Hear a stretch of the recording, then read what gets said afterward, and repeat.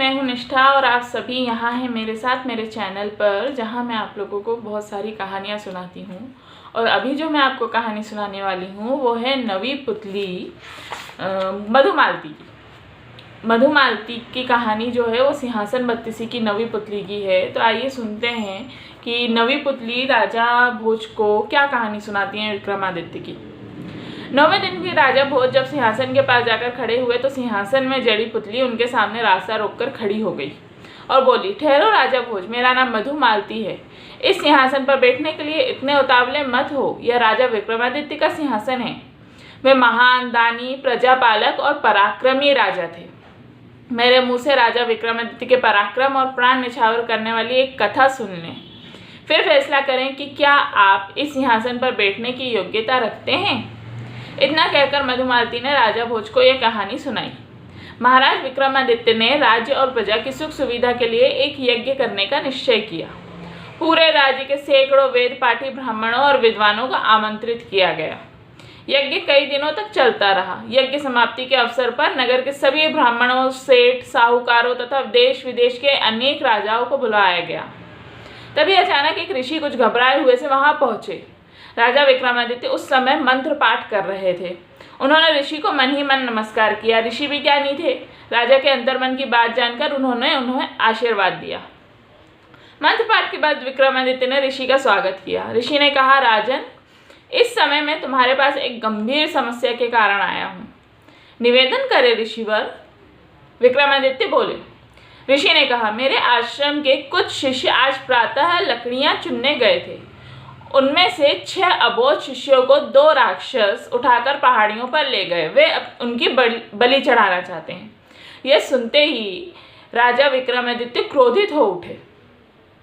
उन्होंने फैसला किया कि उन्हें अपने जीवन को दांव पर लगाकर उन बच्चों को छुड़वाना चाहिए। उसी समय राजा विक्रमादित्य घोड़े पर सवार होकर पहाड़ियों के पास पहुंच गए और फिर घोड़ों को छोड़कर पैदल ही खतरनाक पहाड़ियों का रास्ता तय करके ऊपर पहुंचे और उन्होंने उन बच्चों के बदले स्वयं को दोनों राक्षसों के हवाले कर दिया।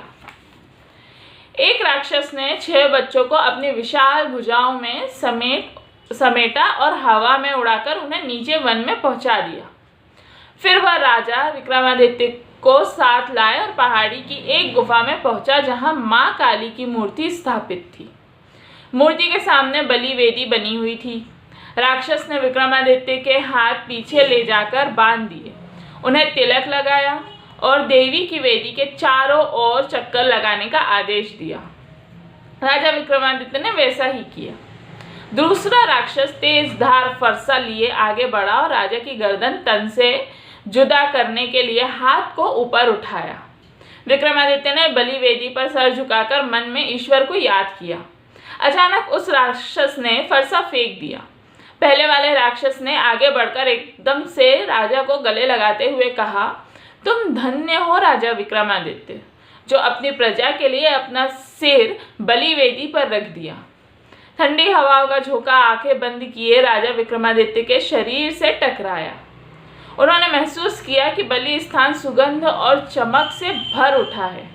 उन्होंने आंखें खोलकर देखा तो राक्षसों की जगह देवराज इंद्र और पवन देवता उनके सामने मौजूद थे। देवराज इंद्र ने कहा, विक्रम, तुम यशस्वी राजा कहलाओगे। तुम्हारी कीर्ति पताका चारों दशाओं में फहराएगी। प्रजा के लिए तुम्हारे जैसा जान हथेली पर रख देने वाला राजा इस पूरी दुनिया में कोई भी दूसरा नहीं है। तुम्हारे द्वारा यज्ञ करते देख हम इस बात की परीक्षा लेने आए थे कि तुम सिर्फ सांसारिक उपयोग की चीजें ही दान दे सकते हो या प्राणों को भी निछावर कर सकते हो। इस परीक्षा में तुम खरे उतरे। देवताओं ने प्रसन्न होकर उन पर पुष्पों की वर्षा की।